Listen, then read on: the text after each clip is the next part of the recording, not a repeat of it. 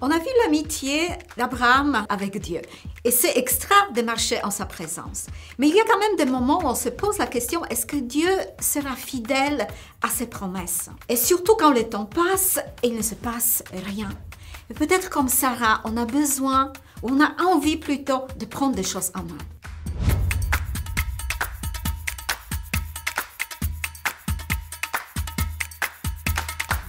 Abraham et Sarah attendent le fils promis. Mais Sarah avance en âge, son horloge biologique tourne, et Dieu, qu'est-ce qu'il fait là-haut? On a l'impression qu'il ne fait rien. Et ça devient très difficile pour Sarah. Et Sarah, elle se dit, mais en fait, Dieu a toujours parlé à Abraham.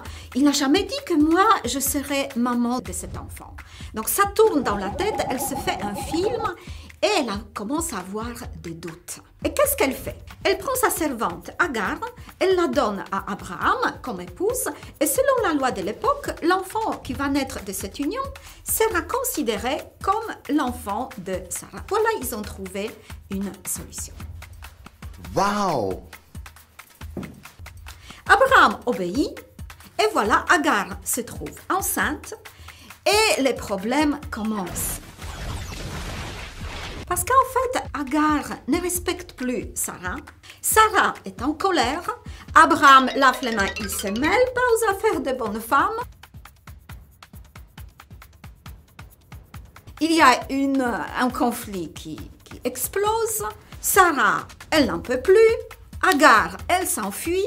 Et voilà, le projet d'avoir l'enfant par ce moyen tombe à l'eau.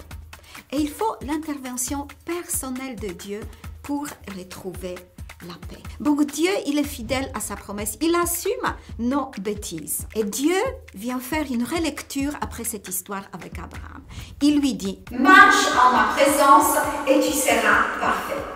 Parce qu'Abraham et Sarah, qu'est-ce qu'ils ont fait? Ils ont oublié que Dieu était avec eux. Donc ils se sont débrouillés tout seuls, comme des grands. Et Dieu leur dit, mais coucou, je suis là. Si vous avez un problème, demandez-moi ce qui se passe. Moi, je suis là pour vous aider. Vous n'êtes pas abandonnés.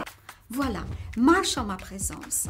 Ça, c'est le style de vie avec Dieu. Et ce style, ça s'appelle la sainteté.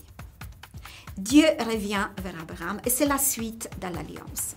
Et cette fois-ci, Dieu dit, mais je ne te promets pas seulement un fils, mais une multitude. Ça, c'est la marque de Dieu. Il y a des marques de vêtements, il y a aussi la marque de Dieu. C'est la surabondance.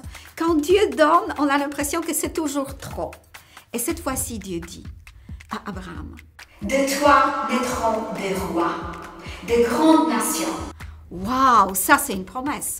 Et Abraham, qui a quitté un grand centre de civilisation de l'époque pour habiter à Canaan, c'était Pétaouchnok de l'époque. Donc maintenant, il rentre sur la scène internationale. Père des rois, père des nations. Waouh, ça c'est quelque chose. Dieu donne toujours en surabondance. Est-ce que tu as déjà remarqué la générosité de Dieu dans ta vie? Pas encore? Alors peut-être il faut que tu changes de lunettes. Alors j'attends vos réactions dans les commentaires et par mail si vous voulez. À bientôt pour la suite de l'histoire.